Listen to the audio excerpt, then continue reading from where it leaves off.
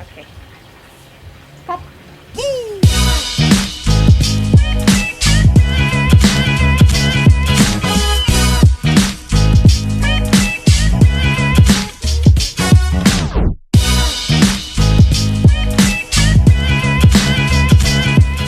Selamat datang kembali di POP, penyiar ogah pensiun. So, we're having a good time. Banyak sekali cerita-cerita dari episode sebelumnya. Dan makin seru nih, makanya harus subscribe, harus kasih komen juga biar kita masih cari tahu materi-materi apa aja yang bisa kita share sama kamu, guys. Itu kalau siaran pagi sama siaran church itu nadanya begitu. Kalau yang agak soft malam misalnya, selamat datang kembali, apa kabar? Kita berjumpa kembali di acara yang selalu dinanti-nanti. Kan gitu ya, maksudnya dua style yang berbeda, cause I'm versatile. Bisa pagi, bisa malam, bisa charts. Harusnya sih begitu. Teman-teman sekarang harus bisa semua. Jadi tidak menspesialisasikan ke satu sisi acara aja. Jadi harus bisa semuanya. Kalaupun akhirnya lebih senang di pagi, it's no problem whatsoever. Tapi pas tiba-tiba ada yang nggak bisa malam nih, harusnya bisa. Kan gitu ya. So, welcome back again. Terima kasih selalu mensupport, mendukung terus channel ini. Channel yang tidak peduli berapa banyak fansnya. Kami akan terus berkarya karena kami cinta penyiar pensiun. Jangan harap. Jangan lupa komen ya, cari tahu cerita-cerita apa lagi yang pengen kamu dengar. Oke? Dan episode kali ini akan lebih seru. Sikat, Kuya. Sikat. Sehat Ivan? Sehat, alhamdulillah. Sama seperti fans-fans kita juga, temen-temen nih. Kalau fans itu kurang personal, kalau temen-temen itu personal, sahabat-sahabat. Seperti biasa ya, kita harus. Kamu bahagia, kami sengsara. Itu kayaknya oke banget ya. Iya. Seperti biasa Ivan, kita harus selalu sehat. Sehat. Membawa banyak kebahagiaan Yes. buat orang lain dan diri sendiri Iya, tentunya, benar, ya kan? benar. Dan yang sakit kita doakan supaya cepat sehat. Amin. Ya kan? Yes. Jangan lupa olahraga, Betul. makanan yang baik, Ya. kemudian Jauhi stres, berjemur. ya. Dan jangan lupa vaksin. Nah itu, yang belum, yuk daftar yuk secepat mungkin. Ya. Ivan udah beres ya? Tentu belum. Ayo dong. Ya ini mau, karena udah daftar, lagi nunggu giliran, lagi nunggu jadwal. Siap. Oke. Di episode sebelumnya tuh kita udah membahas lumayan sih ya, maksudnya keseruan-keseruan penyiar-penyiar yang mungkin banyak yang nggak tahu sih, macam yang playlist, gimana sibuknya, Yes. menyiapkan lagu-lagu kalau zaman dulu. Nah, Ngomong-ngomong, kita lagi ada di Yunani nih, di pinggir laut Mediterania, jadi Oke. suasananya. iya ya, Iya. iya ya. Ha. Terus lu ada alasan kenapa lu pakai baju warna Dingin biru banget ini cuacanya. oke, Dingin oke. banget kan, deket-deket akhir tahun itu di beberapa wilayah Eropa itu lebih dingin dari biasanya. Udah pernah ya Maaf been ya. there before ya? Yes.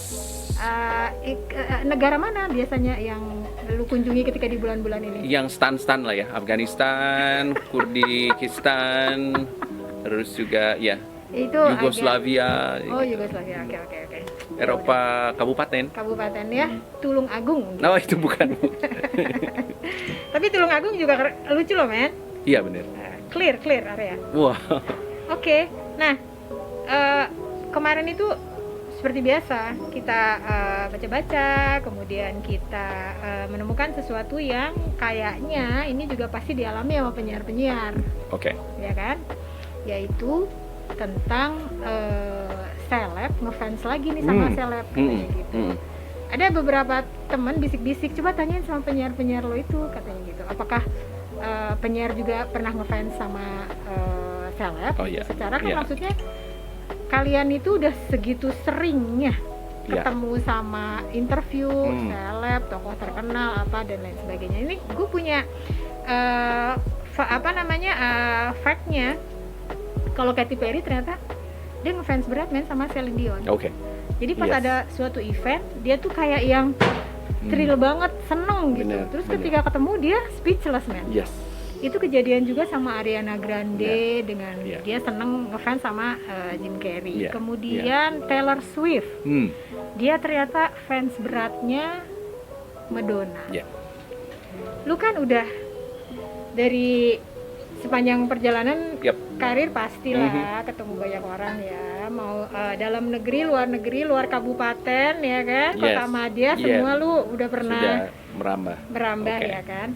Nah, di sepanjang karir lu katanya ratusan kali interview itu sampai dari mulai seleb, tokoh publik apa. Ya. Gimana sih rasanya katanya bisa wawancara orang yang kayaknya cuma bisa lihat di koran-koran. Iya, benar. Kalau Bener. dulu koran ya, kalau sekarang agak jarang ya. Majalah. Media gitu. Iya. Majalah men. Benar. Nah, Yes. itu lu Ya excited lah, ya seneng banget yang awalnya cuma bisa lihat di TV, di majalah, begitu tiba-tiba harus ketemu langsung ngobrol lagi. ya Iya, bercampur aduk. Cuman gue bisa ngebedain kapan gue sebagai fans, kapan sebagai interviewer, ya kan? Oh, gitu ya? Oh iya dong. Pada saat bekerja sebagai interviewernya ya, I am an interviewer, begitu. Jadi ya stick to the script, terus being professional, pokoknya ini aja. Jadi begitu off camera, maksudnya selesai interview, I am being a fan. Tentu saja, ya foto-foto, minta tanda tangan, segala macam, sama aja sih. So, kayak misalnya waktu dulu lagi musim boy band, ngefans sama Westlife gitu kan, Boyzone, tiba-tiba Oh, iya. ketemu langsung, ngobrol langsung, bayangin gimana rasanya ketemu sama personil-personilnya, udah gitu mereka baik-baik semua, ya kan? gimana men pas pada saat Ronan Keating tuh Ronan baik Keating, banget, ya. luar biasa. pada saat lu interview siapa namanya Boyzone. Kalau lu interview, Ya. lu menghadapi merekanya gimana men? Maksudnya ngadepin Dianya tuh kan kalau kita ngefans deg-degan biasanya pasti lah, deg-degan ya. deg-degan pasti, gemes apalagi, tapi kan nggak boleh kelihatan di depan mereka ya. Jadi ya itu being professional ya. Ini seakan-akan Pada saat gua- itu mereka lagi hype-hype-nya oh banget. tuh. Jadi gua memposisikan diri seakan-akan gua udah kenal lama sama mereka. Jadi yang kayak santai aja, yo what's up, kan gitu. Maksudnya gimana, apa kabar? Jadi kayak yang, jadi mereka akhirnya lebih terbuka kan, mereka lebih enak diajak ngobrol daripada gue langsung, aduh gue ngefans banget sama lo, gue ngefans banget dan wah semua lo Tapi kan ada yang gitu kan ada. ya ada, cuman lihat aja deh, langsung treatmentnya beda. Mereka akan memposisikan sebagai bintang kalau udah ya. digituin gitu, tapi kalau dianggap sebagai teman, mereka akan lebih terbuka dan jadi ceritanya itu lebih mengalir menurut gue ya, waktu posisi itu. Begitu pertanyaan semua udah beres, selesai, nah baru gue ininya kamera selesai off segala macam, baru gue fans sebenarnya. Nah baru jadi mereka, oh yang bener loh gitu. Jadi lu pas pada saat interview Boyzone lah ya. Ya. Ketika lu ketemu juga lu mau interview, lu ada gugup-gugup juga ya? Oh pasti, iyalah. Maksudnya ngelihat kan teman-teman yang interview kan pasti banyak nih, dari tidak hanya dari radio-radio di Bandung, Jakarta, Biasanya kan Surabaya. cuma lu hanya disiapkan waktu itu tidak lebih dari 5 menit ya? Yes, kadang-kadang round table malahan. Iya, benar. Round table itu dikumpulin dari satu, kita bisa berempat nih dari media yang berbeda, Iya. diketemuin langsung bareng supaya menghemat waktu. Iya. Gitu. Ya mau nggak mau kan kita jalani. Nah rata-rata semua gitu, I'm a fan gitu. Ya nggak apa-apa sih, itu kan maksud gue itu basa-basi sih sebenarnya, atau ice breaking. Iya. Nah gue nggak bisa kayak gitu, gue langsung ya udah kayak teman aja, ini aja, apa kabar, ngapain lo makan apa, ini selama di sini, yang pokoknya yang lebih membuat ya Jadi itu teman, ya. lebih dianggap kayak Jadi ice breakingnya lu itu adalah pendekatan personal. That's why sebelum interview biasanya gue research mereka sukanya apa, lagi sibuk apa segala macam. Itu angle-nya lebih dapat dibandingkan first of all I'm a big fan. Wah itu udah beda. Mereka sikapnya berubah biasanya gitu. Sepengalaman gue. Ronan Keating itu adalah yang seingat gue waktu itu, gue satu-satunya yang diajak ke kamarnya langsung, dan dia yang tiba-tiba ngajakin foto-foto. Oh gitu. Padahal gue nggak minta foto-foto, cuman interview doang waktu itu karena live kan. Waktu itu kita live interview. Jadi kan di kamarnya itu yang suite, penthouse suite gitu. Oh. Jadi untuk interviewnya itu di ruangan khusus. Oh, oke. Sebelahnya itu kamarnya. Iya.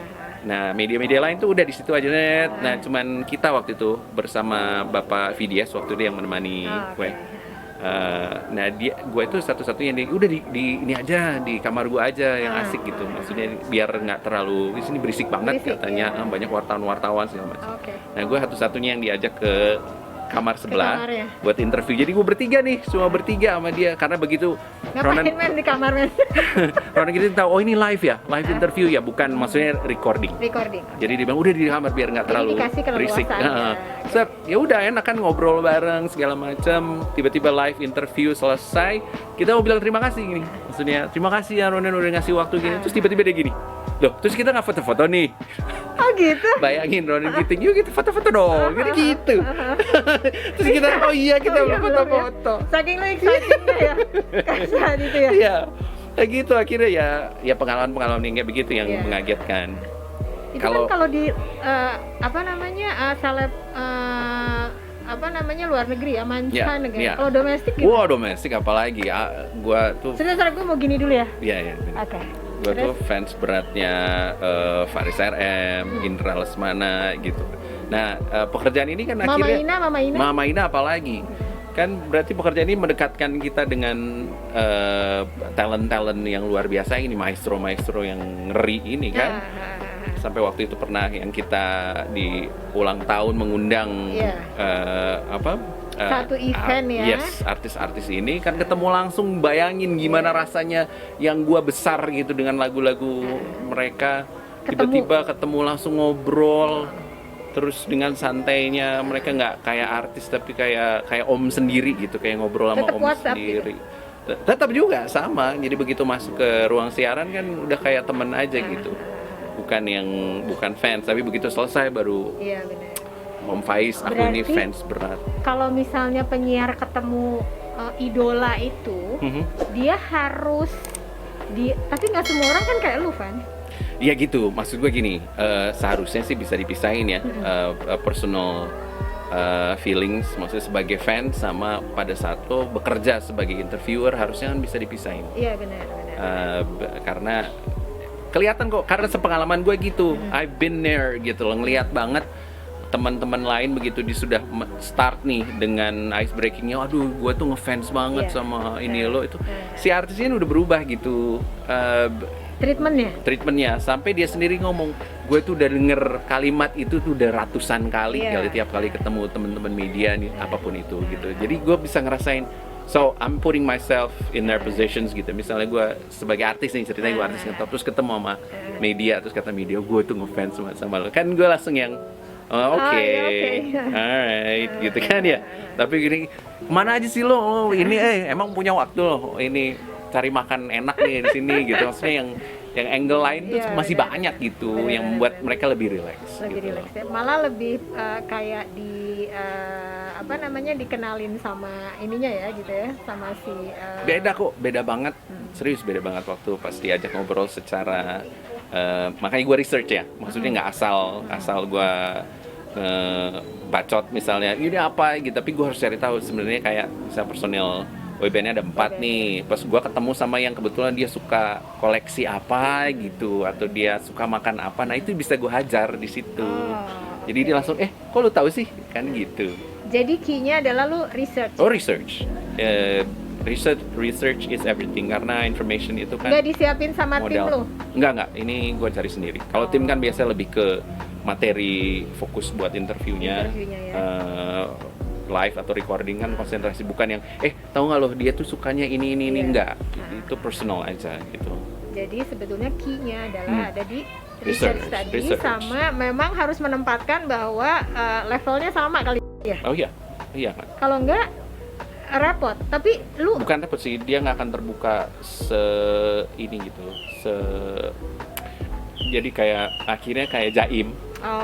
Oke. Ngobrol tuh kayak jaim, Jadi kayaknya materinya nggak kebuka semua gitu ya. Dia ceritanya nggak lepas.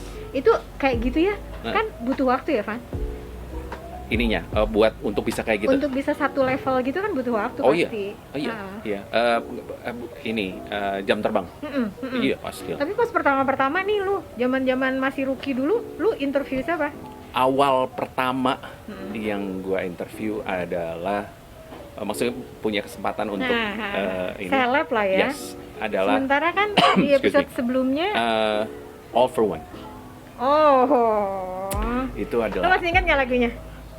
I can love you like that. Iya benar-benar. Nah, itu artis pertama yang pernah gue interview. Ah, Pertama banget maksudnya yang dihadapin, Van lu interview artisnya, artis mana? All for One dari luar negeri. Wah langsung yang serius loh. deg-degan nggak? Terus ya, deg-degan banget. Terus gue mesti nanya apa yang harus gue lakukan kan, itu yang pertama banget. Akhirnya baru dikasih materinya ini. Gue cobain, ya masih kaku lah namanya juga masih awal. Padahal si All for One ini yang relax banget. Mereka ketawa-ketawa. Terus gue yang nervous sendirian, deg-degan gitu. Dikelilingan 4 orang tuh. Mules. Iya, gue di tengah, 2 kiri 2 kanan gitu kan. Ini apa? Tapi setelah itu udah mengalir, maksud gue. Oh ternyata artis-artis ini juga seneng ya ini ngobrol gitu. Maksudnya nggak asal ngobrolnya bener pas, nggak boring, mereka happy kok. Jadi ice breakingnya apa pada saat itu? Belum ada, gue belum mengerti kan. Oh, Gue masih yang stick to the script, masih bener-bener di script itu nanya apa ya itu, belum bisa ice breaking banget. Nah yang kedua, artis yang kedua itu adalah Saigon Kick. Waktu itu pas datang ke Bandung, dia konser di Dome, Men, bertiga kan datang. Nah di ini zamannya itu. asik ya. Oke. Nah sampai gue diminta sama gue inget tuh vokalisnya Jason Bieler waktu itu, sampai si Jason Bieler tuh minta ditemenin.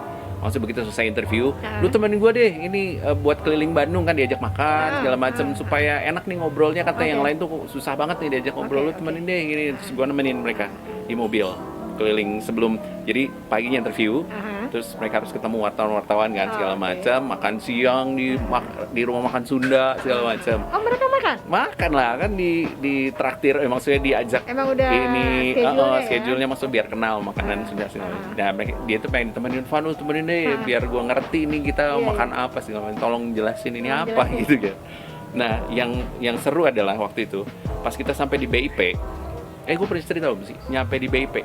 BIP itu ada promonya konsernya Saigon Kick. Tapi bukan foto. Jadi mereka bertiga itu digambar. Kayak poster film zaman dulu, tau gak lo? Iya. Ada kan ya poster zaman dulu.